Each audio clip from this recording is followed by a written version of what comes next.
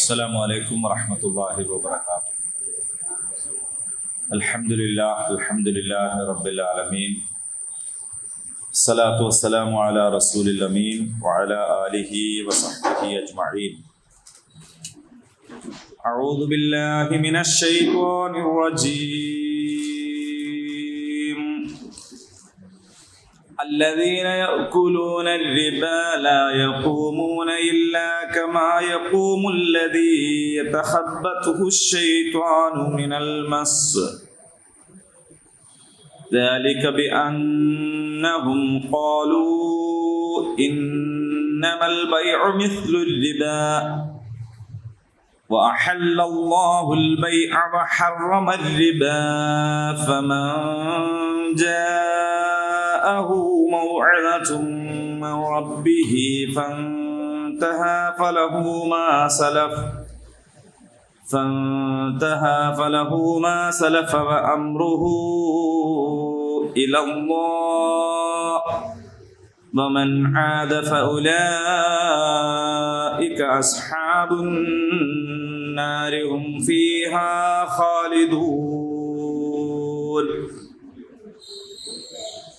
يمحق الله الربا ويربي الصدقات والله لا يحب كل كفار أثيم. إن الذين آمنوا وعملوا الصالحات وأقاموا الصلاة وآتوا الزكاة لهم أجرهم عند ربهم ولا خوف عليهم ولا هم يحزنون.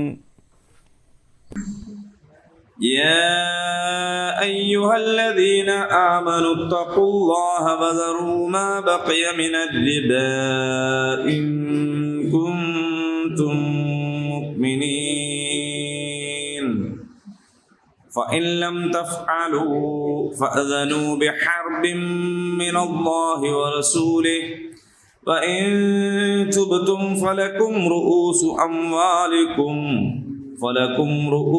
أموالكم لا تظلمون ولا تظلمون. صدق الله العظيم. സൂറത്തുൽ ബഖറ 274 വരെയാണ് പഠിച്ചത്. 274 വരെ പറഞ്ഞ കാര്യങ്ങളുമായി അങ്ങേയറ്റം ബന്ധമുള്ള ആ വിഷയത്തോട് ചേർന്ന് നിൽക്കുന്ന കാര്യങ്ങളാണ്. പക്ഷെ ഇത് ഇറങ്ങിയത്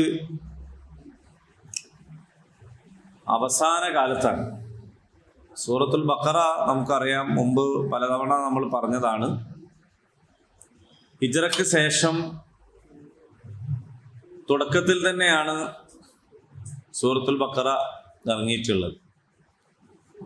പക്ഷെ ഈ കാര്യങ്ങൾ ഇറങ്ങിയത് അവസാന ഭാഗത്താണ്. അള്ളാഹുവിൻ്റെ കൽപ്പന പ്രകാരം റസൂലുള്ളാഹി സ്വല്ലല്ലാഹു അലൈഹി വസല്ലം വഹി എഴുത്തുകാരോട് ഇത് ഇന്ന സ്ഥലത്ത് ആണ് ചേർക്കേണ്ടത് എന്ന് പറഞ്ഞതാണ്. അപ്പോൾ സ്വർഗത്തെക്കുറിച്ചും നരകത്തെക്കുറിച്ചും അടുത്തടുത്ത് പറയുകയും ഒരു തെറ്റിനെ കുറിച്ച് പറഞ്ഞാൽ ഒരു ശരിയെക്കുറിച്ച് പറയുകയും തിന്മയെക്കുറിച്ച് പറയുമ്പോൾ നന്മയെക്കുറിച്ച് പറയുകയും ഒക്കെ ചെയ്യുന്ന ഒരു രീതിയാണ് ഖുർആൻ സ്വീകരിച്ചിട്ടുള്ളത്. അപ്പോൾ മുഅ്മിനീങ്ങളെ കുറിച്ച് പറയുമ്പോൾ തന്നെ അതിൻ്റെ മറുവശം പറയും. ഇങ്ങനെ രണ്ട് ഭാഗവും സന്തുലിതമായിട്ട് പഠിപ്പിച്ചു തരുന്ന ഒരു രീതിയാണ് ഖുർആനിൽ ഉള്ളത്. അപ്പൊ ഇവിടെ അള്ളാഹുവിന്റെ മാർഗത്തിലുള്ള ധനവിനിയോഗത്തെക്കുറിച്ച് കുറെ നേരമായിട്ട് പറഞ്ഞുകൊണ്ടിരിക്കുകയാണ്. അപ്പൊ ആ പറയുന്നതിൽ തന്നെ ധനവിനിയോഗം, ധനവ്യയം ചെയ്യുന്ന ആളുകൾക്ക് അങ്ങനെ സംഭവിക്കാൻ സാധ്യതയുള്ള കുറേയേറെ കാര്യങ്ങളെക്കുറിച്ച് സൂചിപ്പിക്കുകയുണ്ടായി. കൊടുത്തത് എടുത്തു പറഞ്ഞ് ഉപദ്രവിക്കുക, അല്ലേ? മോശപ്പെട്ടത് കൊടുക്കാൻ വേണ്ടി നീക്കി വെക്കുക, കൊടുക്കുമ്പോൾ അള്ളാഹുവിൻ്റെ പ്രീതി ഉദ്ദേശിക്കുന്നതിന് പകരം മറ്റു പലതും പ്രതീക്ഷിക്കുക, ഇങ്ങനെ തുടങ്ങിയ കാര്യങ്ങളൊക്കെ നിങ്ങൾ ശ്രദ്ധിക്കണം. വെറുതെ അങ്ങ് കൊടുത്താൽ മാത്രം പോരാ. കൊടുത്തു എന്നതുകൊണ്ടായില്ല, അതെങ്ങനെ വേണം, അതിൻ്റെ പൂർണ്ണമായ നന്മയിൽ തന്നെ അത് കൊടുക്കണം എന്ന കാര്യമാണ് പറഞ്ഞത്. ഇനി സാമ്പത്തിക രംഗത്തെ ഇസ്ലാമിൻ്റെ ഏറ്റവും അടിസ്ഥാന കാഴ്ചപ്പാട്, അതുമായി ബന്ധപ്പെട്ട കാര്യമാണ് പറയുന്നത്. ഇസ്ലാം പലിശരഹിതമായ ഒരു സാമ്പത്തിക ക്രമമാണ്. അള്ളാഹു ഈ ആയത്തുകളിൽ പറയുന്നുണ്ട്, അള്ളാഹു പലിശയെ ക്ഷയിപ്പിക്കുന്നു, സ്വതക്കയെ വളർത്തുന്നു.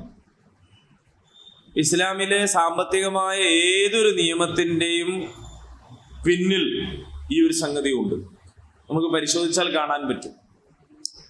പലിശ ഇല്ലാതാക്കുക, സമൂഹത്തിൽ നിന്ന് പലിശ ഇല്ലാതാക്കുക, സ്വതക്ക വളർത്തുക. സ്വതക്ക എന്നുള്ള പദം തന്നെ ഒരു നന്മയാണ്. അപ്പൊ സ്വതക്ക വളർത്തുക, അപ്പൊ അത് സക്കാത്തായാലും നമ്മൾ പറയുന്ന ഐച്ഛിക ദാനമായാലും വഖഫായാലും മറ്റ് ഏതൊരു കാര്യമായിരുന്നാലും അതിൻ്റെ ഒക്കെ അടിസ്ഥാനം എന്താണെന്ന് ചോദിച്ചാൽ സ്വതക്ക വളർത്തുക, പലിശയെ തളർത്തുക എന്നതാണ്. അപ്പൊ ഇതിനാവശ്യമായിട്ടുള്ള നിയമങ്ങളാണ് എല്ലായ്പ്പോഴും പറഞ്ഞുകൊണ്ടിരിക്കാറുള്ളത്. ഇനി പലിശ എന്ന് പറഞ്ഞാൽ എന്താണ്? പലിശ തന്നെ പലവിധമുണ്ട്. കൂട്ടുപലിശയുണ്ട്, അല്ലെ? പലിശക്ക് പലിശ, പലിശമ്മ പലിശ എന്നൊക്കെ പറയും. അലാഫൻ മുലാഫ, പലിശമ്മ പലിശ. അപ്പൊ അങ്ങനെ പലതുണ്ട്. അതേ സമയത്ത് ലഘുവായ പലിശയുണ്ട്. പലിശകളിൽ ഏറ്റവും ലഘുവായത് ഉമ്മയെ വ്യഭിചരിക്കുന്നതിന് തുല്യമാണെന്നാണ്. പിന്നെ അതിന് മേലുള്ളത് വേറെ പറയേണ്ടിയില്ലല്ലോ. വ്യഭിചാരം തന്നെ തെറ്റാണ്. അത് ഉമ്മയെ കൂടി ആവുമ്പോൾ ഉണ്ടാകുന്ന അവസ്ഥ എന്താണ്? അത്ര ഗുരുതരമാണ്. പലിശകളിലെ ഏറ്റവും ചെറുത്. പിന്നെ അതിന് മേലൊക്കെ ബാക്കിയുള്ളതെല്ലാം വരിക. പ്രയോജനം ഉപാധി വെച്ചുകൊണ്ട് നടത്തുന്ന എല്ലാ കടമിടപാടും പലിശയാണ്. പ്രയോജനം ഉപാധി വെച്ചുകൊണ്ട് നടത്തുന്ന എല്ലാ കടമിടപാടും പലിശയാണ്. പൈസ തന്നെ കൊള്ളുന്നില്ല. ഒരു പറ വിത്ത് വാങ്ങാണ്, അതുണ്ടായിട്ട് 1.5 പറ തിരിച്ചു തരാന്ന് പറഞ്ഞാൽ അവിടെ പൈസ ഒന്നുമില്ല, പക്ഷെ അത് പലിശയാണ്. ഞാൻ നിനക്ക് പൈസ കടം തരാം, എന്നെ എല്ലാ ദിവസവും വീട്ടിൽ നിന്ന് ഈ ഓഫീസ് കൊണ്ടുപോയി തന്നാൽ മതി. പൈസ തിരിച്ചു തരുകയും വേണം, അതിൻ്റെ പുറമെ ഈ ഒരു പ്രയോജനം കൊടുക്കുകയും വേണം. പലിശ. ഞാൻ നിനക്ക് പൈസ കടം തരാം, പക്ഷെ നീ ഇന്നത് എനിക്ക് ചെയ്തു തരണം. ഇങ്ങനെ എന്തു പ്രയോജനമായിരുന്നാലും എനിക്ക് വേണ്ടി നീ റെക്കമെൻഡ് ചെയ്യണം. എനിക്കിപ്പോൾ പൈസക്ക് അത്യാവശ്യം ഉണ്ടല്ലോ, ഞാൻ തരാം. അപ്പൊ ആ പൈസ എനിക്ക് എത്ര അവധി വേണ്ടത്? 6 ഒരു കൊല്ലോ എപ്പോഴാണ് അന്ന് തന്നാൽ മതി, കുഴപ്പമൊന്നുമില്ല. പക്ഷെ നീ ഇന്ന കാര്യത്തിന് എനിക്ക് വേണ്ടി റെക്കമെൻഡ് ചെയ്യണം എന്ന് പറഞ്ഞാൽ അത്. അപ്പൊ എന്തെങ്കിലും ഒരു പ്രയോജനം ഉപാധി വെച്ചുകൊണ്ട് നടത്തുന്ന ഇടപാടുകളൊക്കെ പലിശ. അതേ സമയത്ത് ഞാൻ കുടുങ്ങിക്കുമ്പോൾ എനിക്ക് ഒരു പൈസ ഒന്ന് സഹായിച്ച ആളാണ്, അപ്പൊ അയാളെ ഞാൻ സഹായിക്കട്ടെ, അയാളോട് നന്നായി പെരുമാറട്ടെ, അയാളൊന്ന് എന്തെങ്കിലും ഒരു സാധനം അയാളെ വീട്ടിൽ നിന്ന് ഒരു പണിയെടുത്ത് കൊടുക്കാണ്ടെങ്കിൽ ചെയ്തു കൊടുക്കട്ടെ, ഒരു സേവനം ചെയ്യട്ടെ എന്ന് ഒരാൾ ഇപ്പുറത്ത് വിചാരിക്കണത് കുഴപ്പമില്ല, അതൊരു നന്ദി മാത്രമാണ്. പക്ഷെ അത് ഉപാധി വെക്കരുത്, അത് പ്രതീക്ഷിക്കരുത്. അങ്ങനെയാണ്. ടീച്ചർ എനിക്കൊരു അത്യാവശ്യമുള്ളപ്പോൾ പൈസ കടന്നു തന്നാണ്. അപ്പോൾ ഖുർആൻ ക്ലാസ്സിന് ഒറ്റയ്ക്ക് നടന്നു പോകണ്ട, ടീച്ചർ ഞാൻ കൊണ്ടായി കൊടുക്കാം എന്നും വിചാരിച്ച് ഒരാൾ കൊണ്ടായി തന്നാൽ അതിന് കുഴപ്പമൊന്നുമില്ല. പക്ഷെ നീ എന്നെ കൊണ്ടായി തരണോ, ഞാൻ എനിക്ക് തരാന്ന് പറയും. ഇത് ശരിക്കും തന്നെ കേട്ടോ. എന്താ അങ്ങനെ പറഞ്ഞാല് ശരിക്കും തന്നെയാണെന്ന് പറയാൻ കാരണം എന്താ? അതെന്താന്ന് വെച്ചാല് ഓളെ വാപ്പപ്പോ ഓക്ക് പൊന്നു വാങ്ങി കൊടുത്താലിപ്പോ ഞമ്മക്ക് എന്താന്ന് ചോദിക്കുന്നത് ശരിക്കുമല്ല. അത് എന്താന്ന് വെച്ചാൽ ഹറാമായ ഒരു കാര്യത്തെ ഹലാലാക്കാൻ വേണ്ടി നടത്തുന്ന ഒരു കുതന്ത്രമാണ്. ഞാൻ മുമ്പ് നിങ്ങളോട് പറഞ്ഞ കാര്യമാണ്. ഞാൻ അതിലേക്ക് വിശദാംശത്തിൽ പോകുന്നില്ല. ശരിക്കും തന്നെ വാപ്പ കൊടുക്കുന്ന പൊന്ന് ഓൾക്കുള്ളതല്ല, അത് ഓനുള്ളതാണ്. അൽമാരിൽ വെക്കണതിന് പോലെ ഓളെ കത്തിലും കാതിലൊക്കെ വെക്കണമെന്നേ ഉള്ളൂ. അതെപ്പാ തിരിയാന്ന് വെച്ചാല് അതിന്റെ ഉടമസ്ഥാവകാശം മോനായിരിക്കും. ഇതേ വാപ്പന്നെ ഒരു മാല ചോദിച്ചാൽ അപ്പ തിരിയുക ഇതിന്റെ ഉടമസ്ഥൻ ആരാണ്. മറ്റേത് അങ്ങനെ പറയുക മാത്രമാണ്. ഇഷ്ടപ്പെട്ട് കൊടുത്തതല്ലേ, ഇഷ്ടപ്പെട്ടിട്ട് കൊടുത്തോന്നല്ല, കഷ്ടപ്പെട്ടിട്ട് തന്നെ കൊടുത്തതാണ്. ശരി, അപ്പൊ ഇനി നമ്മൾ ഇതിന്റെ വാക്കർത്ഥം പറഞ്ഞതിന് ശേഷം ബാക്കി പറയാം. അല്ലദീന യഅ്കുലൂന റിബ, അക്കല എന്ന് പറഞ്ഞാൽ തിന്നുന്നാണ്. അല്ലദീന യഅ്കുലൂന റിബ, പലിശ തിന്നുന്നവൻ. റിബ എന്ന് പറഞ്ഞാൽ പലിശ. ലാ യഖൂമൂന, എഴുന്നേൽക്കുകയില്ല. ഇല്ലാ കമാ യഖൂമു, എഴുന്നേൽക്കുന്നത് പോലെ അല്ലാതെ. അല്ലദീന യതഖബ്ബതുഹു ശൈത്വാൻ, ശൈത്താൻ ബാധിച്ചിരിക്കുന്നവൻ. മിനൽ മസ്, സ്പർശിച്ചത് മൂലം. ദാലിക, അത് ബിഅന്നഹും ഖാലൂ, നിശ്ചയമായും അവര് പറയുന്നത് കൊണ്ടാണ്. ഇന്നമൽ ബൈഉ, നിശ്ചയമായും കച്ചവടം. മിസ്ലു റിബ, പലിശ പോലെയാണ്.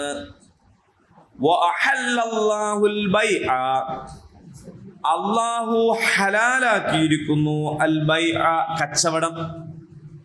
വഹറമ റിബ, അല്ലാഹു പലിശയെ ഹറാമാക്കിയിരിക്കുന്നു.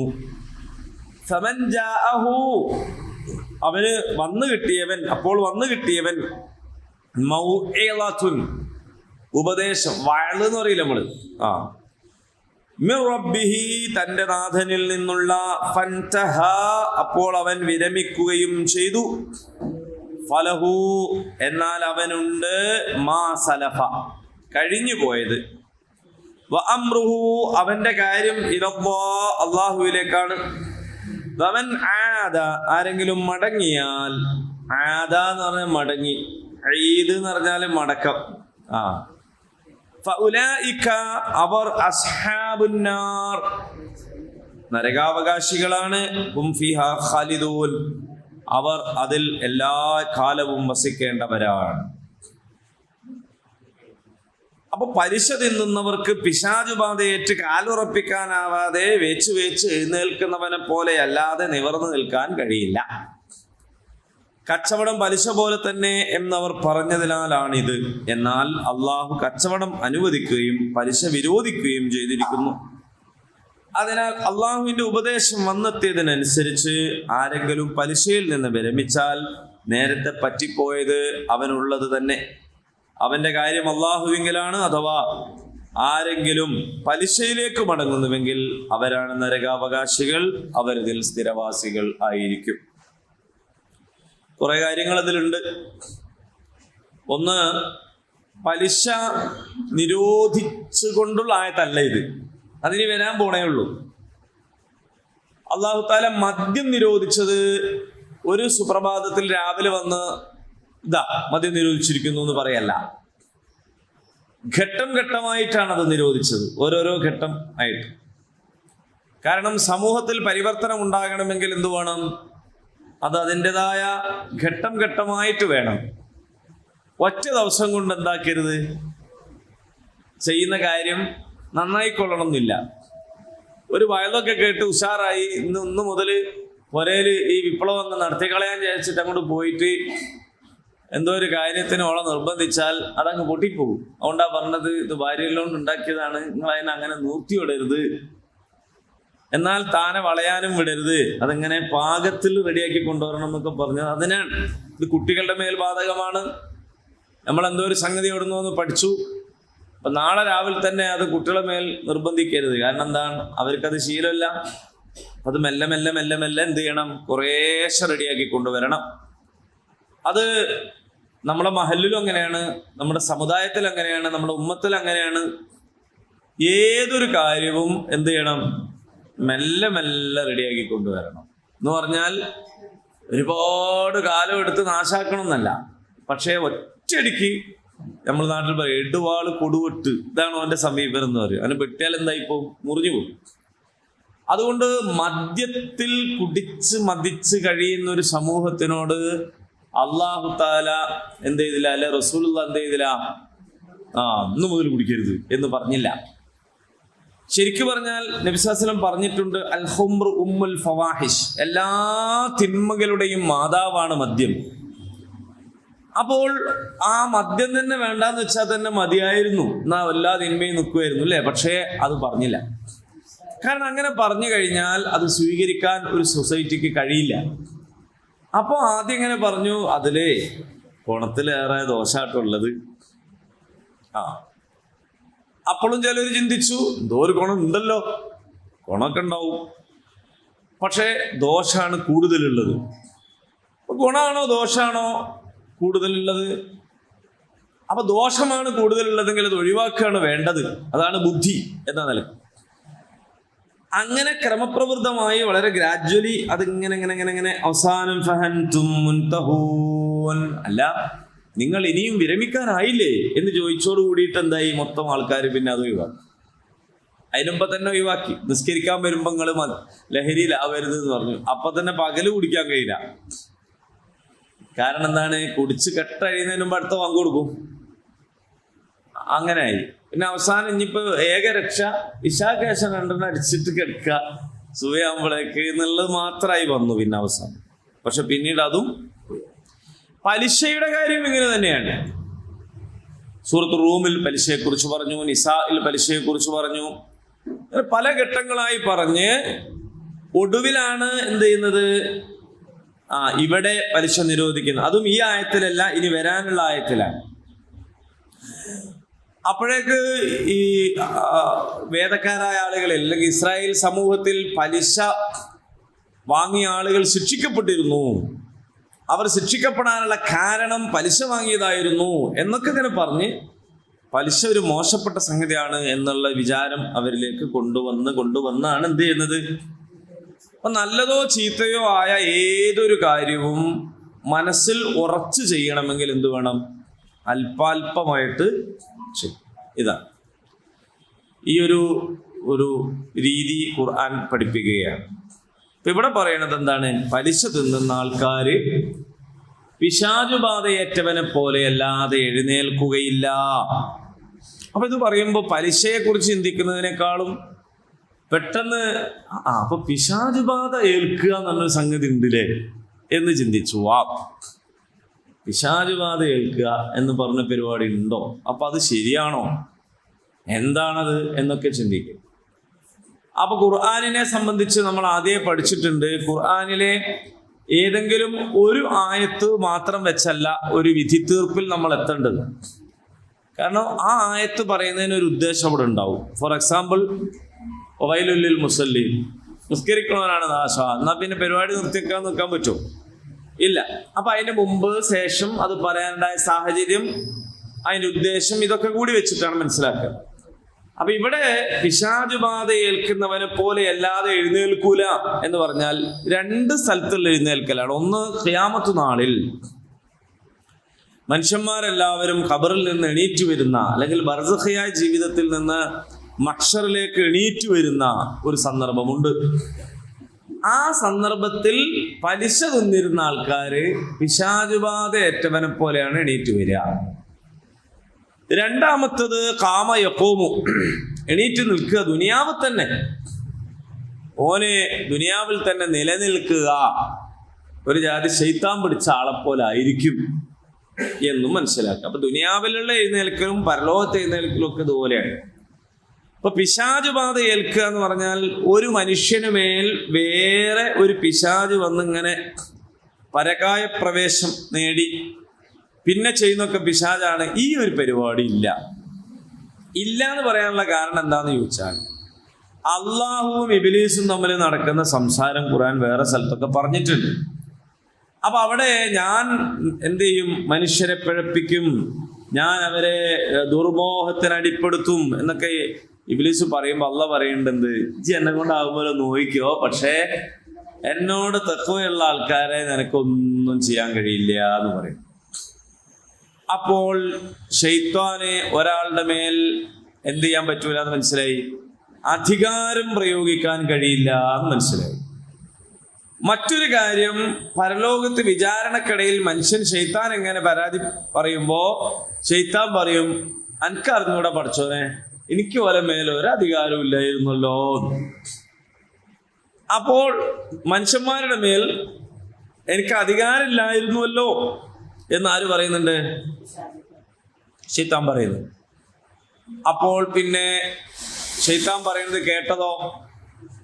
അത് മനുഷ്യന്മാരെന്നെ ധാരാളാണ്, അല്ലാണ്ട് ശൈത്താന് മേലെ അധികാരം ഉണ്ടായിട്ടല്ല. പിന്നെ ശറഅയില് ശിക്ഷാവിധികൾ ഉണ്ടാകുമ്പോൾ ഇപ്പോൾ ഒരാളെ ബലാത്സംഗത്തിന് പിടിച്ചോണ്ടു, അയാളെ ശിക്ഷിക്കാൻ പോകുമ്പോൾ അയാൾക്ക് എന്തു പറയാം? അത് ഞാനല്ല, എൻ്റെ മേലെ ശൈത്താൻ കയറിയതാണ്, ഞാൻ എന്ത് ചെയ്യാനാണ്, ഞാനൊന്നും അറിഞ്ഞിട്ടല്ല. എന്നാ പിന്നെ ശൈത്താന് തടവ് ഞാനില്ല. ആരെയാ ശിക്ഷിക്കുക? കുറ്റം ചെയ്തവനെയാണ് ശിക്ഷിക്കുക. അപ്പോൾ കുറ്റം ചെയ്തവൻ ശിക്ഷിക്കപ്പെടണം. അപ്പൊ കുറ്റം ചെയ്തത് ആരാണ്? മനുഷ്യൻ തന്നെയാണ്. അപ്പൊ ശൈത്താൻ കയറിയിട്ടാണെന്ന് പറഞ്ഞാൽ ശൈത്താൻ കയറാണ്ട് നോക്കേണ്ടത് ആരുടെ ബാധ്യതയാണ്? മനുഷ്യന്റെ ബാധ്യതയാണ്. ഇല്ലെങ്കിൽ മോഷണം നടത്തിയവന്, അഴിമതി നടത്തിയവന്, തോന്നിയാസം ചെയ്തവനെല്ലാം എളുപ്പ എന്താ? ശൈത്താൻ ആണ്, ഞാനല്ല എന്ന് പറഞ്ഞാൽ കഴിഞ്ഞു. അങ്ങനെ ഞാനല്ല അറിഞ്ഞിട്ട് കാര്യമില്ല, നീ തന്നെയാണ്. ശൈത്താന്റെ മേൽ എന്തില്ല? IPC-യിലും അങ്ങനെ തന്നെയാണ് കേട്ടോ. ഇന്ത്യൻ പീനൽ കോഡ് അനുസരിച്ചിട്ടും ശൈത്താനെ തടവിലിടാനുള്ള പരിപാടിയില്ല. ആരാണോ ചെയ്തതായ. അതുകൊണ്ടൊക്കെ നമുക്ക് മനസ്സിലാക്കാൻ കഴിയും, ഒരാളുടെ മേൽ ശൈത്താൻ കയറുക എന്ന് പറഞ്ഞൊരു സംഗതിയില്ല. എന്നാൽ എന്തിനാ പിന്നെ ഇതുകൂടെ പറഞ്ഞത്? ഇത് പൊതുവേ ജനങ്ങളുടെ മനസ്സിലുള്ള, പറഞ്ഞാൽ മനസ്സിലാവുന്ന ഒരു കാര്യമാണ്. പറഞ്ഞാൽ മനസ്സിലാവുന്ന കാര്യം എന്ന് പറഞ്ഞാൽ, ശൈത്താന്റെ കോലം എന്ന് ഒരാളെ കുറിച്ച് പറഞ്ഞാൽ നമ്മൾ എന്താ അയാളെ പറ്റി മനസ്സിലാക്കുക? നല്ല സുമുഖനും സുന്ദരനുമായ എന്നാണ് മനസ്സിലാക്കുക, അല്ല? എന്താണ് ഈ ഒരു ശൈത്താന്റെ കോലം എന്ന് ചോദിച്ചാൽ അതിന്റെ അർത്ഥം എന്താണ്? ആകെ നാശ. ഇത് സഖൂം, നരകത്തിലെ സഖൂം വൃക്ഷത്തെ കുറിച്ച് ഖുർആൻ പറയുന്നുണ്ട്, ശൈത്താന്റെ തല പോലെയാണ്. അപ്പൊ ശൈത്താൻ എന്തോ ഒരു തല ഉണ്ടെന്നോ അതെന്തോ ഒരു സംഗതിയാണെന്നല്ല. ആ മനുഷ്യന്മാർക്ക് വേഗം മനസ്സിലായി ഇതെന്താണ് എന്ന് മനസ്സിലാവും. അതിനും വേണ്ടിയിട്ടാണ്. അപ്പൊ പിശാചുബാധ, അപസ്മാരം, ഭ്രാന്ത് പോലെയുള്ളതിനെ കുറിച്ച് പണ്ട് മുതലേ ആളുകള് വിശ്വസിച്ച് അല്ലെങ്കിൽ തെറ്റിദ്ധരിച്ച് വരാറുണ്ടായിരുന്ന കാര്യമാണ്, ഇത് ശൈത്താൻ ബാധിച്ചതാണ്. ഈ അപസ്മാരത്തിനൊക്കെ ഇപ്പോഴാണ് ഡോക്ടറെ കാണിക്കാൻ തുടങ്ങിയത്. കുറച്ചു മുമ്പ് വരെ അങ്ങനെ അപസ്മാരം എന്നൊക്കെ പറഞ്ഞാൽ എന്തോ ഒരു ശൈത്താൻ കൂടിയതാണ് എന്നുള്ള നിലക്കാണ് കൈകാര്യം ചെയ്തിരുന്നത്. നമുക്ക് തന്നെ ഓർമ്മയുള്ള കാര്യമാണത്. ഇപ്പോഴും അങ്ങനെ ചെയ്യുന്നവരുണ്ട്. അപ്പോ എന്നിട്ട് അതിനെ അടിച്ചിറക്കുക, തല്ലുന്നത് തന്നെയാണ്, പക്ഷെ ശരിക്ക് തല്ലുന്നത് മറ്റേ ആളാണെന്നുള്ള ആൾക്കാണ് അടിക്കുന്നത്. ഇറങ്ങിപ്പോ ഇറങ്ങിപ്പോ എന്ന് പറഞ്ഞിട്ട് ചിലപ്പോൾ അടിയിട്ടിയാൻ ബോധം കെടും. അപ്പൊ എന്താ കാര്യം? അപ്പോ അവർ കാട്ടിക്കൂട്ടുന്ന ഒരു കളി ഉണ്ടല്ലോ, അത്ര ഉദ്ദേശമുള്ളൂ. ആ കാട്ടിക്കൂട്ടുന്ന കളി ആണ് ഇവിടെ ഉദ്ദേശിച്ചിട്ടുള്ളൂ. ഇപ്പൊ നമ്മൾ കാര്യങ്ങൾ മനസ്സിലാവാനാണല്ലോ സംസാരിക്കുന്നത്, അല്ലേ? ഒരു കാര്യം ഒരാൾക്ക് മനസ്സിലാവാനാണ്. ഇപ്പൊ നമ്മൾ പറയാറുണ്ട് വർത്താനത്തിനിടയിൽ അണ്ണാൻ കുഞ്ഞും തന്നാലായത്. അപ്പൊ എന്താ നമുക്ക് മനസ്സിലായത്? ഒരു ഓന് എന്താണ്, ഓനെ അതിനകത്തൊന്നും ആവൂല, പക്ഷെ എന്നാലും ഓനും എന്ത് ചെയ്തു? അണ്ണാൻ കുഞ്ഞും തന്നാലായത് ചെയ്തു. വലിയ ഒരു സംരംഭമാണ്, പക്ഷെ ഓന അതിനകത്തൊന്നും കയ്യില്ല. ഓന ആകെ കഴിയണ 100 റുപ്യ ഓന കൊടുത്തു. അപ്പോൾ നമ്മൾ എന്ത് പറയും?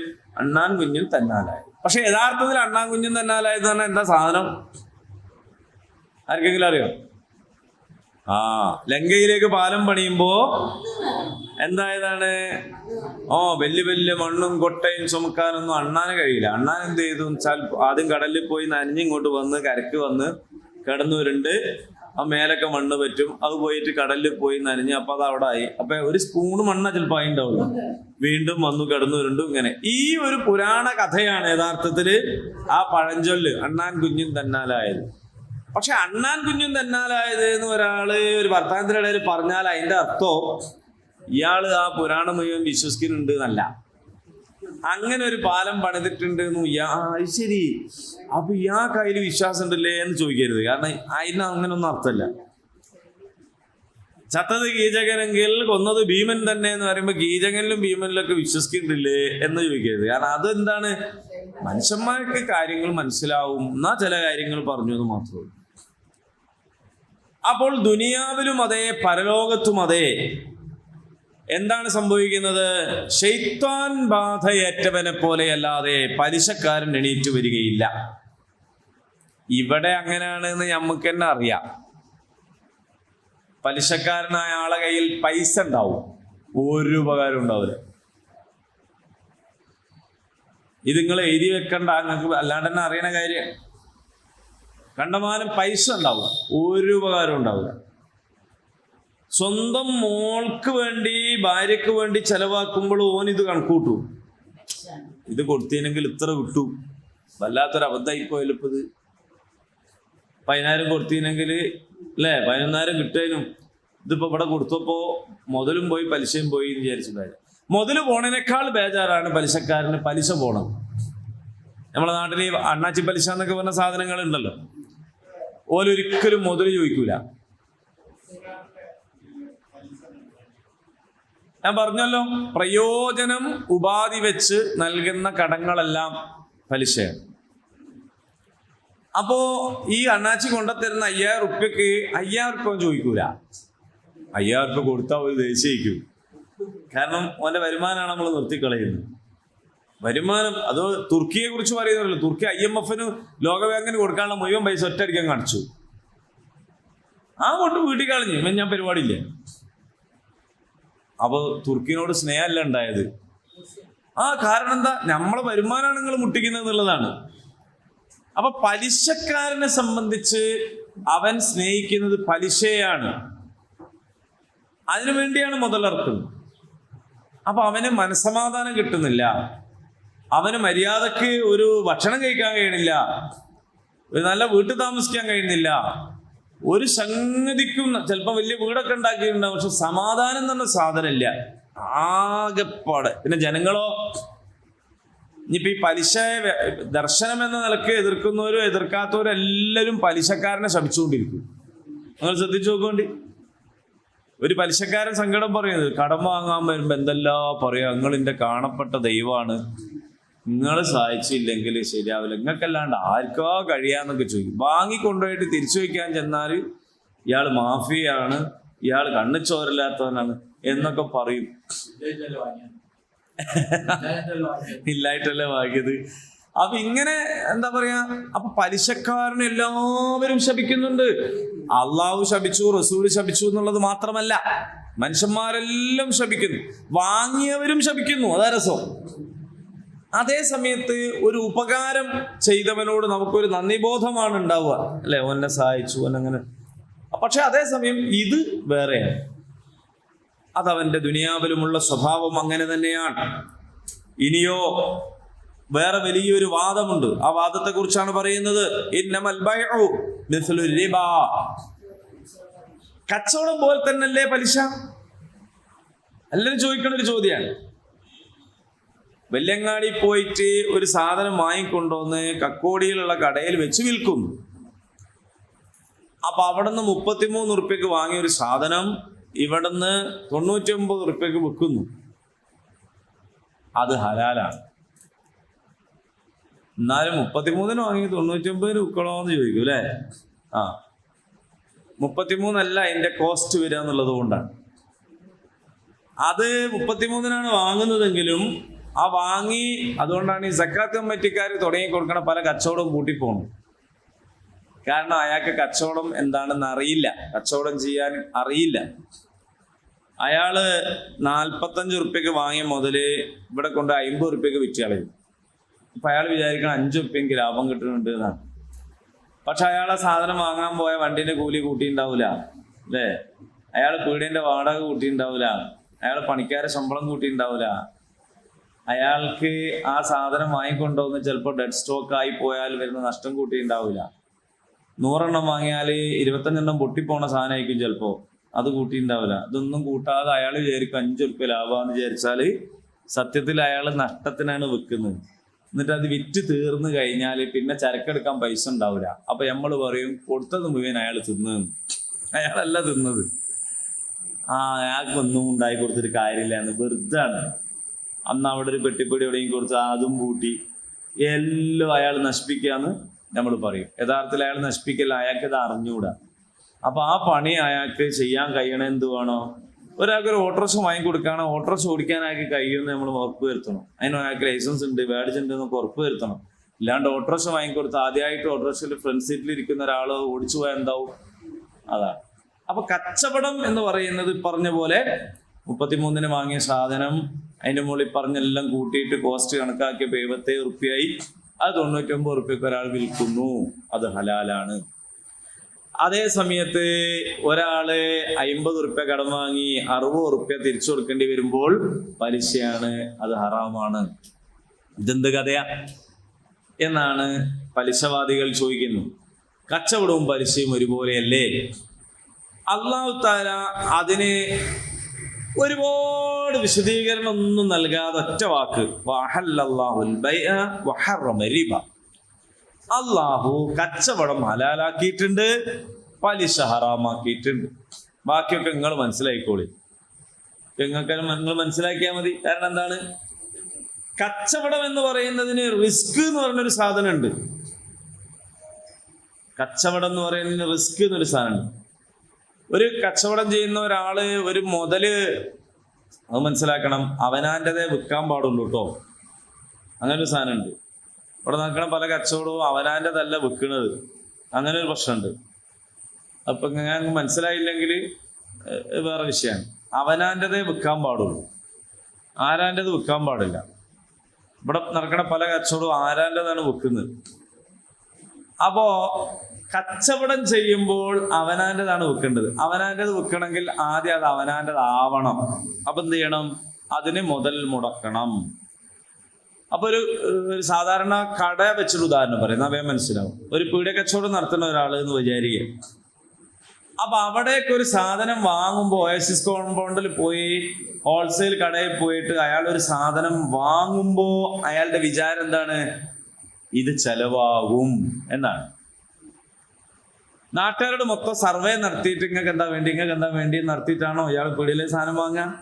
അല്ല, ഇതിന്റെ നാട്ടില് ചെലവാകും എന്ന് വിചാരിച്ചിട്ടാണ് ഒരു സാധനം ഇയാൾ വാങ്ങുക. ഇവിടെ കൊണ്ടുപോയി വെച്ചിട്ട് ചിലപ്പോൾ അത് ആ ഷോക്കേസുമ്പോൾ തന്നെ ഉണ്ടാവും.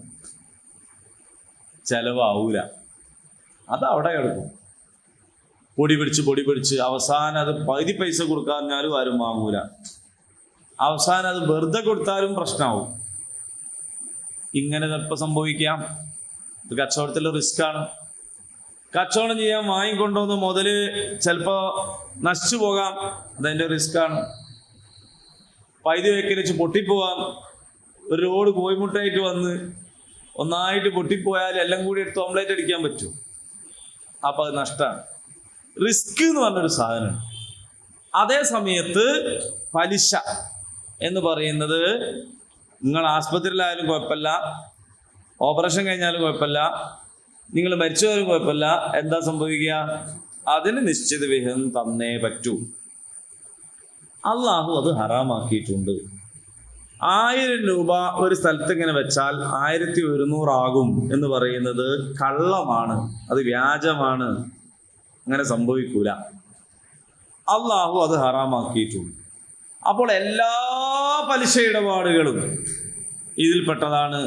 പൈസ വാങ്ങിയാലും പ്രയോജനങ്ങളായിട്ട് വേറെ എന്തെങ്കിലും സർവീസാണ് വാങ്ങുന്നതെങ്കിലും എന്താണെങ്കിലും അത് പലിശയാണ്. അതുകൊണ്ട് അത് ഒഴിവാക്കേണ്ടതാണ്. ആരെങ്കിലും അള്ളാഹുവിൽ നിന്നുള്ള ഈ ഒരു ഉപദേശം വന്നു കിട്ടിയാൽ അവൻ അതിൽ നിന്ന് ഒഴിവാകണം. എന്നാൽ ഒരാള് പലിശ ഇടപാട് നടത്തിക്കൊണ്ടിരുന്ന ഒരു വലിയ വട്ടിപ്പലിശക്കാരൻ കുറേ കാലം അങ്ങനെയൊക്കെ ചെയ്ത് പിന്നെയാണ് അയാൾക്ക് അള്ളാഹ് ഉണ്ട്, ഇസ്ലാം ഉണ്ട് എന്നൊക്കെ മനസ്സിലായി ഇസ്ലാം സ്വീകരിച്ചു വന്നാൽ അവരെ കുറിച്ചാണ് മാ സലഫ, അതുവരെ അയാൾ ചെയ്ത സംഗതികളെല്ലാം കൂടി ഇനി കൊടുത്തു കൂട്ടണം എന്ന് പറഞ്ഞാൽ അത് പ്രായോഗികമല്ല. അങ്ങനെ വന്നു കഴിഞ്ഞാൽ അതെന്ത് ചെയ്യേണ്ടിയില്ല, അത് ഇയാൾക്ക് മേൽ ബാധ്യതയാവില്ല ഇസ്ലാമിലേക്ക് വരുന്നതോടുകൂടി. എന്നാൽ ആദ്യം തന്നെ നിസ്കരിക്കുന്ന ആളാണ്, ഇസ്ലാമുള്ള ആളാണ്, അയാൾ എപ്പോഴെങ്കിലും പലിശക്ക് വാങ്ങിപ്പോയാൽ അത് കൊടുത്തു കൂട്ടണം. അത് കഥ വേറെയാണ്. ഇത് ഈ വെളിച്ചം മനസ്സിലാവുന്നതിന് മുമ്പ്, ഇതിലേക്ക് വരുന്നതിന് മുമ്പ് പണ്ട് കഴിഞ്ഞു പോയ കാര്യത്തെക്കുറിച്ചാണ്. എന്നിട്ട് അള്ളാഹു പറയാണ്, അള്ളാഹു അങ്ങനെ ആരെങ്കിലും ചെയ്തിട്ടില്ല എങ്കിൽ അവന്റെ കാര്യം അള്ളാഹ്ക്ക് അറിയട്ടോ. അപ്പൊ അത് എങ്ങനെയാണ് ഏതാന്നൊക്കെ അള്ളാഹ്ക്കാണ് അറിയാം. വമൻ ആദ ഫഉലൈക അസ്ഹാബുൻ നാരി ഹും ഫീഹാ ഖാലിദൂൻ. അഥവാ ആരെങ്കിലും പലിശയിലേക്ക് തന്നെയാണ് മടങ്ങുന്നതെങ്കിൽ അവർ നരകാവകാശികളാണ്, അവരതിൽ സ്ഥിരവാസികളാണ് എന്ന് രക്ഷപ്പെടുന്ന പ്രശ്നമില്ല. യംഹഖുർ റിബാ വയുർബി സ്വദഖാത്ത്. പലിശയെ അള്ളാഹു നശിപ്പിക്കുന്നു. വയുർബി സ്വദഖാത്ത്, ദാനധർമ്മങ്ങളെ അള്ളാഹു വളർത്തുന്നു. വല്ലാഹു ലാ യുഹിബ്ബു കുല്ല കഫാരിൻ അസീം. കുറ്റവാളികളെ, നന്ദി കെട്ടവരെ അള്ളാഹു ഇഷ്ടപ്പെടുന്നില്ല. അപ്പൊ യംഹഖു എന്ന് പറഞ്ഞാൽ ഇങ്ങനെ ക്ഷയിച്ചു പോവാണ്.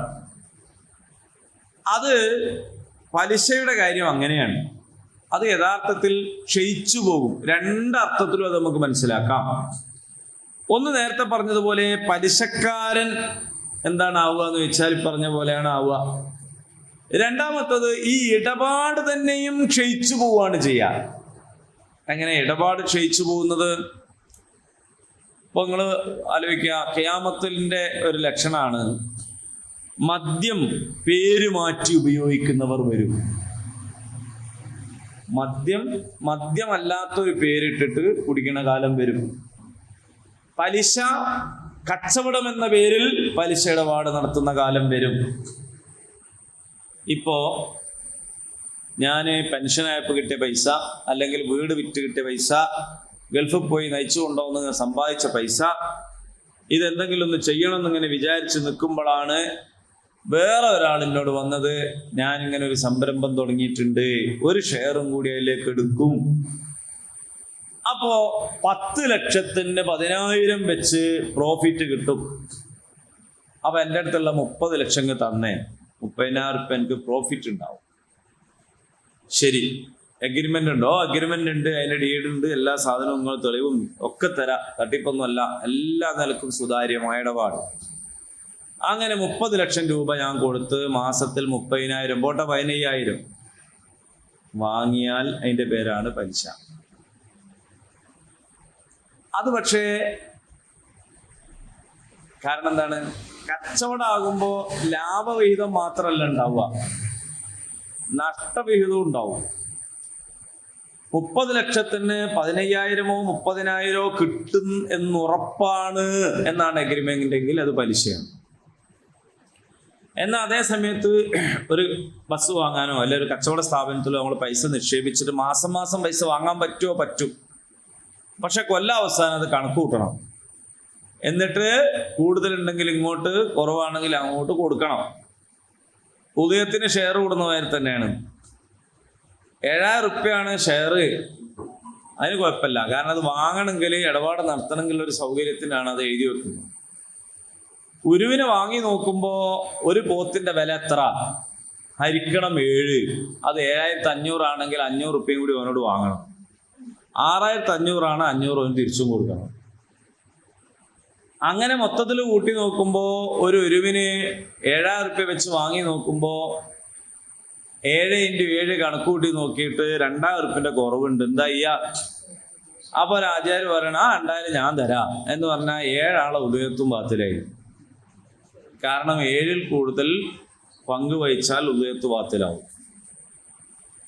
അപ്പൊ എന്ത് വേണമെന്ന് വെച്ചാൽ 7 ആൾക്കാരെ കൂട്ടാം. ഇനി 6 ആൾക്കാർ റെഡി ആയിട്ട് ഇങ്ങനെ നിൽക്കുകയാണ് ഒരു ഉരുവിനെ വാങ്ങാൻ വേണ്ടി. 2,000 റുപ്യ കുറവുള്ളൂ. അപ്പൊ ഓരോരുത്തർ വാങ്ങി എടുത്ത പൈസ എത്ര നോക്കുമ്പോൾ 20,000 അല്ലെങ്കിൽ 10,000 15,000 ഒക്കെ ഉണ്ട്. പക്ഷെ വെറും 2,000 റുപ്യന്റെ കുറവേ ഉള്ളൂ. ഒരാൾ പറയാണ് ആ 2000 ഞാൻ തരാന്ന് പറയുന്നത് 7ാമത്തെ ആളാണെങ്കിൽ പോലും ഉദയത്ത് ബാത്തിലാവും. കാരണം 7ൽ ഒന്നെങ്കിലും ഷെയർ കൂടണം. ഒരു ഷെയർ 7ൽ ഒന്നെങ്കിലും ഉണ്ടാവണം. 7ൽ ഒന്നിൽ കുറവാണെങ്കിൽ അത് ഉദയത്താവൂല. ഇതിപ്പം വലിയ നാളിന്റെ സമയമായതുകൊണ്ട് പ്രത്യേകം പറഞ്ഞു എന്നുള്ളൂ. ആ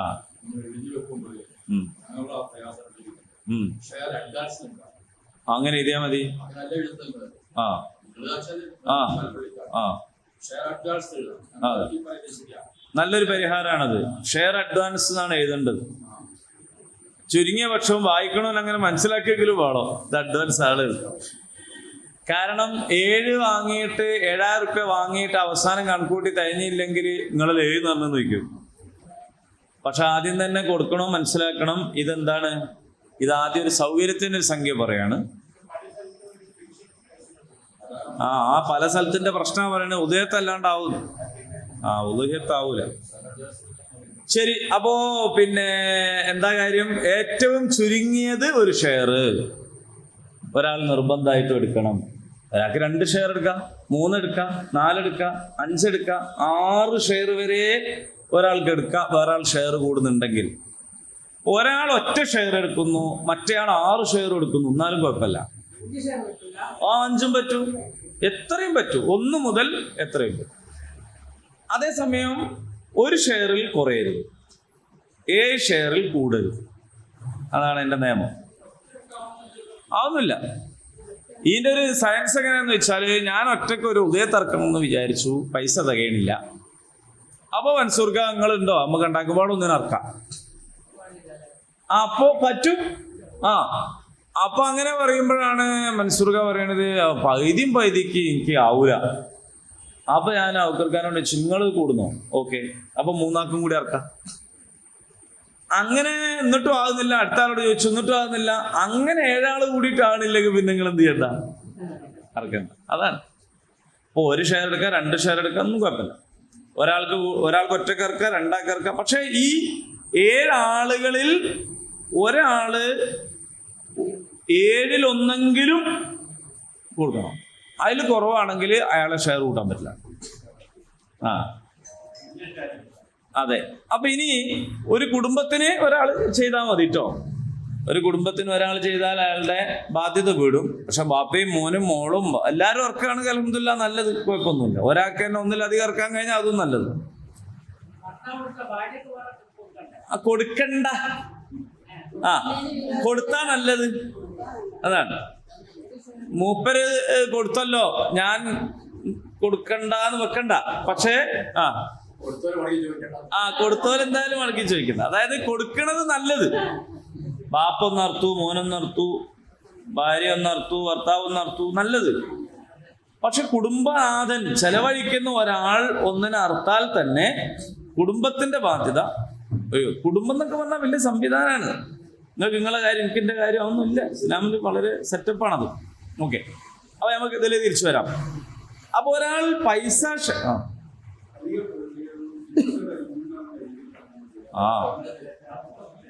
ഓലെ നമ്മളെ ക്ലാസ്സിന് വരാത്തോണ്ടാണ്. ഓലെന്ത് ചെയ്യണം വെച്ചാൽ അടിയന്തരമായിട്ട് ഇവിടെ വരണോ, എന്നാലും മതി. ശരി. അപ്പോ ഇനി നിങ്ങൾ എവിടെ, അപ്പൊ നേരത്തെ പറഞ്ഞ പോലെ ചില സംഗതികൾ നമ്മൾ പറഞ്ഞാൽ തന്നെ അതിലത് ഇൻക്ലൂഡ് ആണെങ്കിൽ കുഴപ്പമില്ല.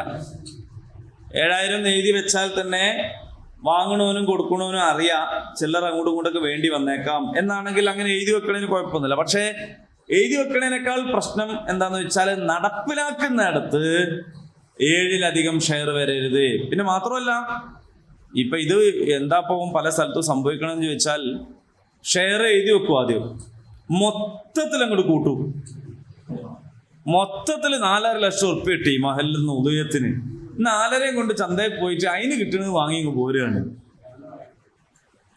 അത് സത്യം പറഞ്ഞാൽ, ഇനി ഒരു സത്യം കൂടി പറയാ, ഏതായാലും സത്യം പറഞ്ഞല്ലോ, ഉദ്ഹിയ്യത്ത് യഥാർത്ഥത്തിൽ സംഘടിത ഏർപ്പാടല്ല. സക്കാത്ത് സംഘടിതമായി കൊടുക്കണം എന്നത് പോലും നിഷേധിക്കുന്നവരും ചെയ്യുന്ന പണിയാണ് ഇതെങ്ങനെങ്കിലും സംഘടിതം. യഥാർത്ഥത്തിൽ ഇത് വ്യക്തിഗത വിവാദത്താണ്. അപ്പൊ അത് വേറൊരാള് ഷെയർ കൂടി അങ്ങനെയാണ് സംഭവം. പക്ഷെ നമ്മളെ പള്ളികളിലും പള്ളി കമ്മിറ്റിയൊക്കെ ചെയ്യുന്നത് സൽക്കർമ്മം തന്നെയാണ്. കാരണം എന്താണെന്ന് വെച്ചാൽ ഇത് ഒരാൾ ഒറ്റയ്ക്ക് ഇങ്ങനെ പാർട്ണർ തിരഞ്ഞെടുക്കണ്ടല്ലോ. അപ്പോൾ ഒരു സംവിധാനം ഉണ്ടാകുന്നതിന് കുഴപ്പമൊന്നുമില്ല. പക്ഷേ ഇത് മൊത്തം പൈസയാക്കി ചന്തയിൽ പോണ പരിപാടി ശരിയല്ല.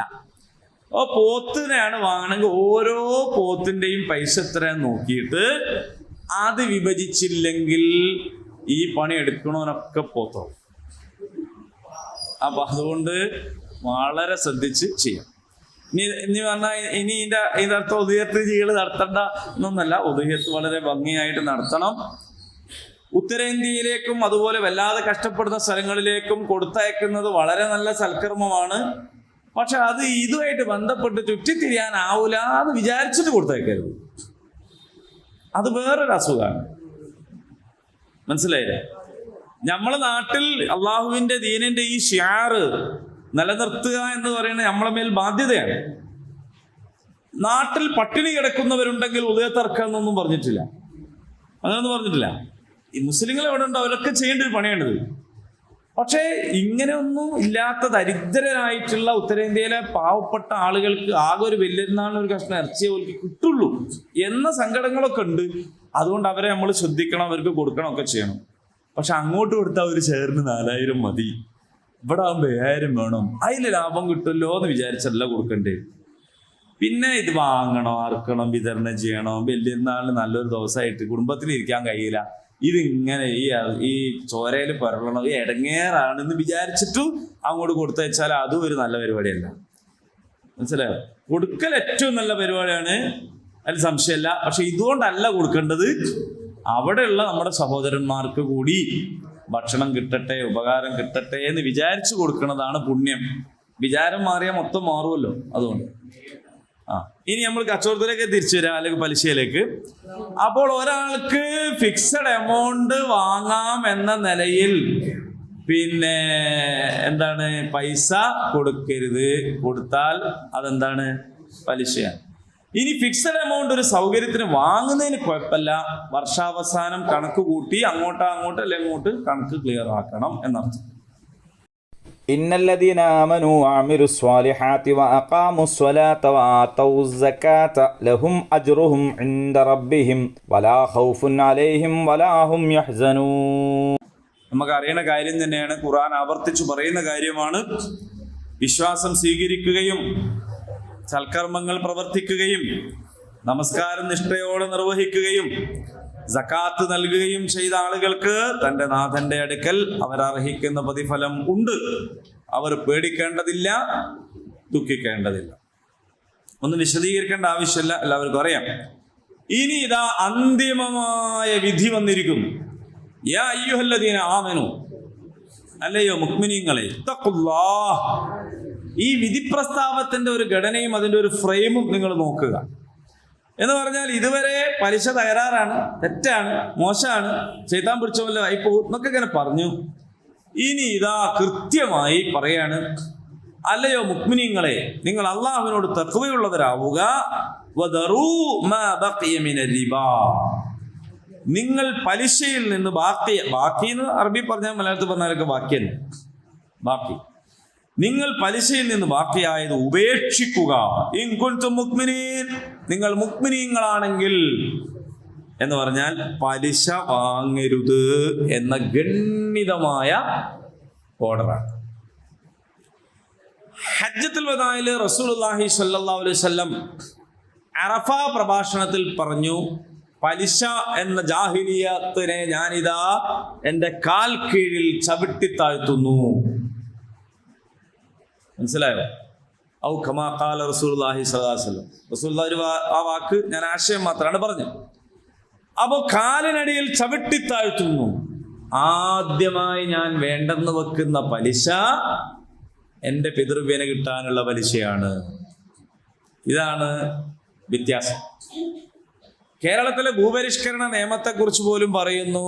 ആ ബില്ല് കൊണ്ടുവരുന്നതിന് തൊട്ട് മുമ്പേ അത്യാവശ്യം വേണ്ടപ്പെട്ട ആൾക്കാരോടൊക്കെ അവരുടെ ഭൂമിയൊക്കെ തോട്ടം ഭൂമിയാക്കി രജിസ്റ്റർ ചെയ്യാൻ ഓർഡർ കൊടുത്ത് ഈ നിയമത്തിൽ നിന്ന് രക്ഷപ്പെടുത്തിയതിന് ശേഷമാണ് അത് അവിടെ പാസ്സാക്കിയത് എന്ന് പറയുന്നു. സാധാരണ ആധുനിക നിയമനിർമ്മാണ സഭകളിൽ നടക്കുന്ന കാര്യം അതാണ്. അവരവർക്ക് വേണ്ടപ്പെട്ടവരെന്താക്കും, ആദ്യം തന്നെ മറ്റേ നിയമം വരാൻ പോകുന്നുണ്ട്, അതിന് മുമ്പ് നയിക്കുമെന്ന് പറയും. നബി സല്ലല്ലാഹു അലൈഹി വസല്ലം അങ്ങനെയല്ല. ആദ്യം സ്വന്തം കുടുംബത്തിന് കിട്ടാനുള്ളതിനെയാണ് എന്ത് ചെയ്യുന്നത്, റദ്ദ് ചെയ്യുന്നത്. അത് വേണ്ട. ആദ്യം ഉമർ റളിയല്ലാഹു അൻഹു ഒരു നിയമം പാസ്സാക്കാൻ ഉദ്ദേശിച്ചാൽ കുടുംബക്കാരെ വിളിച്ചു ചേർക്കും. എന്നിട്ട് പറയുന്നതാണ്, ഞാൻ നാളെ ഇന്നത് പ്രഖ്യാപിക്കാൻ പോവാണ്. അതുകൊണ്ട് നിങ്ങളിൽ ആരിലും ഇതിന് വിരുദ്ധമായ ഒന്നും ഇനി ഉണ്ടാകാൻ പാടില്ല എന്ന് പറയും. അപ്പൊ സ്വന്തം കുടുംബത്തെയും ഒക്കെ ആദ്യം നിയമം അനുസരിപ്പിക്കുക എന്ന് പറയുന്ന ഒരു സംഗതിയാണ് ഇസ്ലാമിന്റെ പ്രത്യേകത. അങ്ങനെയാണ് പലിശ ഇടപാടുകളൊക്കെ നിർത്തൽ ചെയ്തു. പലിശ വേണ്ട, പലിശ ഇടപാടുകളൊക്കെ ഒഴിവാക്കി കളഞ്ഞത് അങ്ങനെയാണ്. ഇനി നിങ്ങളൊന്നും ബാക്കിയുള്ള പലിശ ഇടപാടുകളുടെ പിന്നാലെ പോകരുത്, പലിശ വാങ്ങരുത് എന്ന് പറഞ്ഞു. അള്ളാഹു ശപിച്ചിരിക്കുന്നു, റസൂലുള്ളാഹി ശപിച്ചിരിക്കുന്നു, മൊത്തം മനുഷ്യന്മാർ തന്നെയും ശപിക്കുകയാണ്. ഇതൊരു വ്യക്തിയാണെങ്കിലും അതെ, ഒരു രാഷ്ട്രമാണെങ്കിലും അതെ. ഒരാൾ പലിശ വാങ്ങിയിട്ടാണെങ്കിൽ, പലിശ കൊടുത്തിട്ടാണ് ഒരു ഇടപാട് തുടങ്ങണമെങ്കിൽ അയാൾക്ക് അതിലൊരു ബർക്കത്തും ഉണ്ടാവില്ല. ചില ആളുകളൊക്കെ നല്ല നല്ല വീടുണ്ടാകും, നല്ല വീടായിരിക്കും, ഒക്കെ ഉണ്ടാക്കിയിട്ട് വീട്ടിൽ കൂടലും കഴിഞ്ഞിട്ട് അടുത്ത ആഴ്ച തന്നെ എന്ത് ചെയ്യും, അത് വെക്കും. കാരണം എന്താണ്, ആ ലോണ് വീട്ടാൻ കഴിയുന്നില്ല. അത്ര ഫിനിഷിങ് നടത്തേണ്ടില്ലായിരുന്നു. ലോൺ എടുക്കാതെ ചെറിയൊരു വീടാണെങ്കിൽ മനസ്സമാധാനത്തിൽ കഴിയായിരുന്നു. വണ്ടി ഇടക്കിടക്ക് തള്ളി ചാട്ടാക്കേണ്ടി വരും എന്നുള്ളതൊരു വസ്തുതയാണ്. പക്ഷെ എന്നാലും മനസ്സമാധാനത്തിൽ ഓടിച്ചു ചാട്ടായ മനസ്സമാധാനത്തിൽ പോവുകയായിരുന്നു. ഇത് മറ്റേ ഇത് എടുത്തിട്ട് ഇടക്ക് പിടിക്കാൻ വരുന്നവരുണ്ടാവും. ഇത് തെറ്റിയാൽ എന്നിട്ട് ആളുടെ മാനം കെട്ട് വണ്ടിയായിട്ട് പോലും കല്യാണത്തിന് പോയിക്കും പോരെയൊന്നും, എല്ലാവരും കൂടി ഉഷാറായിട്ട് പോവാണ്. വണ്ടി തണ്ണീർപ്പന്തൽ വെച്ച് തടഞ്ഞ് വണ്ടി കൊണ്ട് ഓല് പോകും. നമ്മൾ പിന്നെ അവിടെ ബസ് സ്റ്റോപ്പും കൂടിയില്ല, ഒന്നെങ്കിൽ ഇവിടെ ഒന്ന് കയറണോ അല്ലെ തണ്ണീർപ്പന്തൽ പോയി കയറണം. ഈ മാനക്കേട് ഉണ്ടാവുന്നത് പലിശ ഇടപാട്. മറ്റേത് എന്താന്ന് വെച്ചാൽ പഴയ വണ്ടിയായിരിക്കും, ചിലപ്പോൾ ചില ഒച്ചപ്പാടൊക്കെ ഉണ്ടാവും. മഴ പെയ്താൽ മൂപ്പർക്ക് എത്ര പിടിക്കൂല, മൂപ്പര് ഓഫാവുക വെച്ച് നല്ലതായി. അപ്പൊ കുടുങ്ങിയാൽ എന്ത് ചെയ്യുന്ന വേറൊരു ചോദ്യമുണ്ട്. അത് വെറുതെ ചോദിക്കുകയാണ്, നമുക്ക് എല്ലാവർക്കും അറിയാം. നമ്മളെല്ലാവരും കുടുങ്ങിയാൽ എന്താ ചെയ്യുക എല്ലാ കാര്യത്തിലും എന്നതുപോലെ തന്നെയാണ് ഇത്. ആർക്കെങ്കിലും ചളിവെള്ളം കുടിക്കാൻ പാടുണ്ടോ? ഇല്ല. മൂത്രവും ഇതെല്ലാം കൂടി ചേർന്ന് വെള്ളാരെ കുടിക്കോ? ഇല്ല. എന്നാ ആജാതി ഒരു കുയ്യിൽ നമ്മൾ വീണുപോയാൽ എന്താക്കും? ഇത് കുടിക്കാൻ പാടില്ല പറഞ്ഞു നിൽക്കാൻ പറ്റുമോ? ഇല്ല. അന്നേരം ഇതിലൊക്കെ അങ്ങോട്ട് ആയിപ്പോകും. അതിൽ പലതും കുടിച്ചതും ഒക്കെ വരും. ഇതുപോലെ ഒരു തെറ്റായ വ്യവസ്ഥയിലാണ് നമ്മളുള്ളത്. നമ്മൾ വാങ്ങുന്ന ഓരോ മണി അരിയിലും പലിശ കൊടുക്കുന്നുണ്ട്. നമ്മൾ വാങ്ങുന്ന ഓരോ തക്കാളിയിലും പലിശ കൊടുക്കുന്നുണ്ട്. കാരണം ഈ പലിശക്ക് വാങ്ങിയ കച്ചവടക്കാരും പലിശ നമ്മളിൽ നിന്ന് തന്നെ ഈടാക്കുന്നു. ഇപ്പോ ഒലിച്ചു പോണ റോഡില്ലേ, അതൊക്കെ തോടാ ഒലിച്ചു പോവാ. ഇപ്പൊ റോഡ് തന്നെ ഒലിക്കും. അതിന്റെ പലിശ എന്നാ നമ്മൾ കൊടുത്തു വിട്ടുക പറയാൻ പറ്റില്ല. കാരണം ഇതിങ്ങനെ കടമാണ്. നമ്മൾ കേൾക്കാൻ നല്ല രസമാണ്. നമ്മളെ നേതാക്കന്മാരെ ഇങ്ങനെ പ്രസംഗിക്കുമ്പോൾ ഇത് വാങ്ങിയത് കിഫ്ബി എന്നാണ്, അവിടെ നിന്നാണ്. അപ്പൊ നമ്മൾ വിചാരിക്കും നല്ല പേരാണല്ലോ. ഇതൊക്കെ നമുക്ക് ചെലുത്തി വെക്കുന്ന ബാധ്യതകൾ ചെറുതല്ല. ഇങ്ങനെ നമ്മളെല്ലാവരും പലിശ കൊടുക്കുന്നവരാണ്.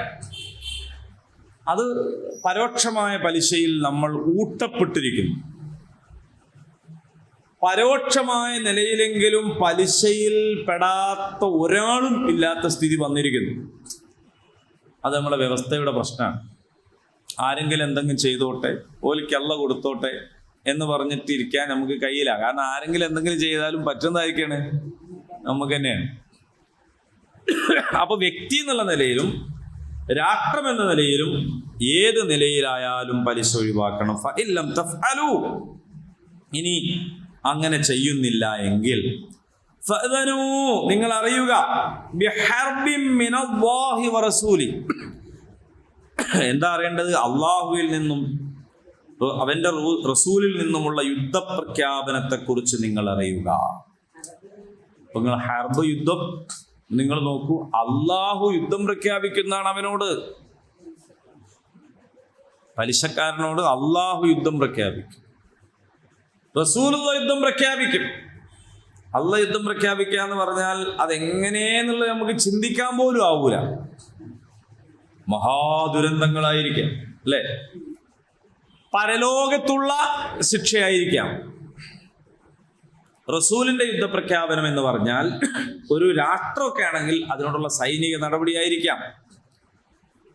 അതേപോലെ തന്നെ ശിക്ഷാവിധികളായിരിക്കാം. ഈ രണ്ടിനെ കുറിച്ചും അങ്ങനെ പറയാം.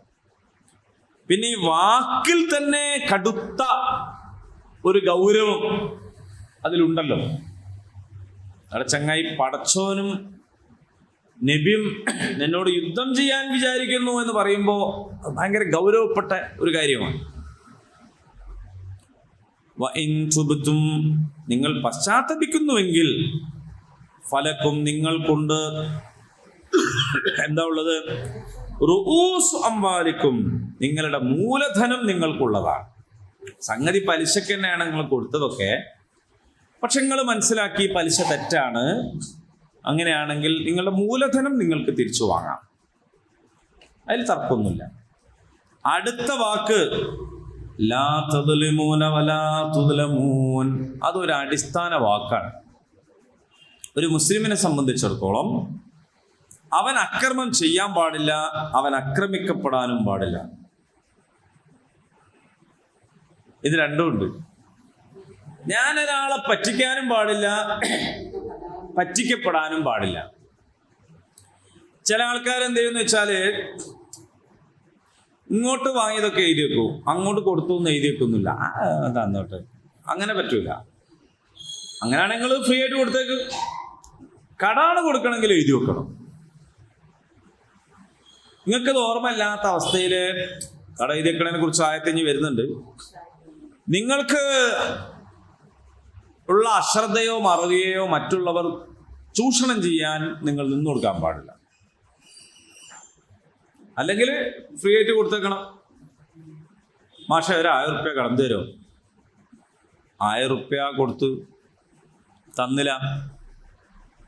പിന്നെ അടുത്ത പ്രാവശ്യം ഇങ്ങനെ തിരിഞ്ഞളിച്ചിട്ട് പിന്നെ 1000 റുപ്യ കടന്നു തരുമോ?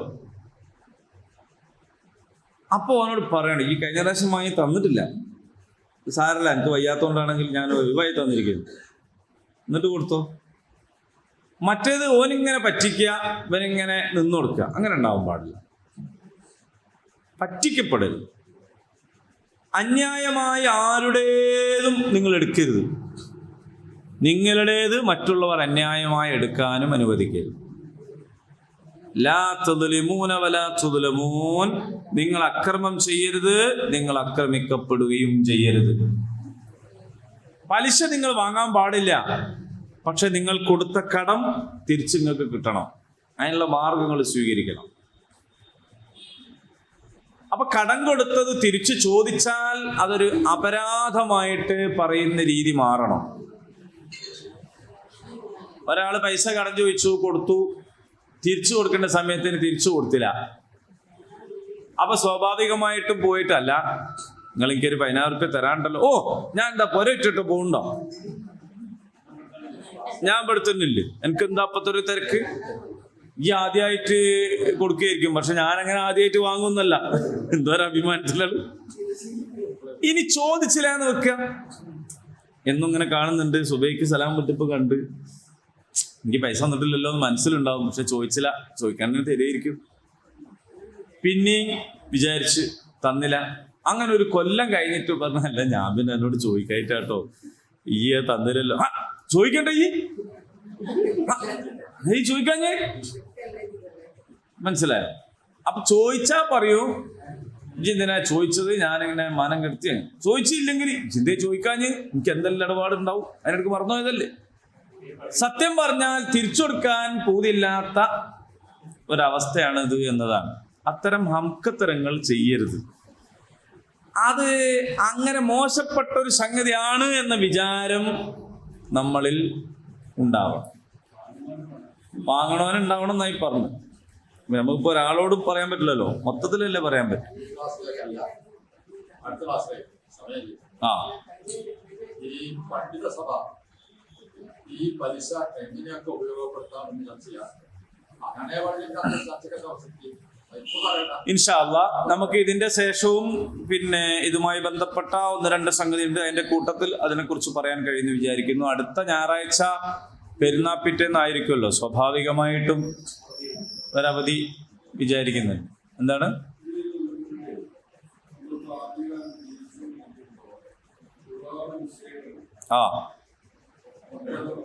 അതിനെക്കുറിച്ചാണ് മാഷ് പറഞ്ഞത്. ഇതിന്റെ ഒരു അനുബന്ധ ചോദ്യം ചോദിച്ചു. ഇതുമായി ബന്ധപ്പെട്ട വേറെയും ചില സംഗതികൾ ചർച്ച ചെയ്യപ്പെടേണ്ടതുണ്ട്. ഇൻഷാ അല്ലാ ടൈം ആയതുകൊണ്ട് ഇപ്പോൾ ഇവിടെ നിർത്തുകയാണ്. ആ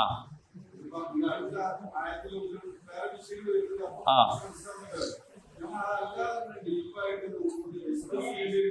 ഇൻഷാ അല്ലാ ഇൻഷാ അല്ലാ അപ്പൊ അടുത്ത ക്ലാസ് അങ്ങനെ ആക്കാം കേട്ടോ. അടുത്ത ആഴ്ച ക്ലാസ് ഉണ്ടാവില്ല. അതിന്റെ അടുത്ത ആഴ്ച ഇൻഷാ അല്ലാ നമുക്ക് ഇതുമായിട്ട് ബന്ധപ്പെട്ട ഡീപ് ഡിസ്കഷൻ ആവാം. اللهم ربنا آتنا في الدنيا حسنة وفي الآخرة حسنة وقنا عذاب النار. آمين. الحمد لله رب العالمين.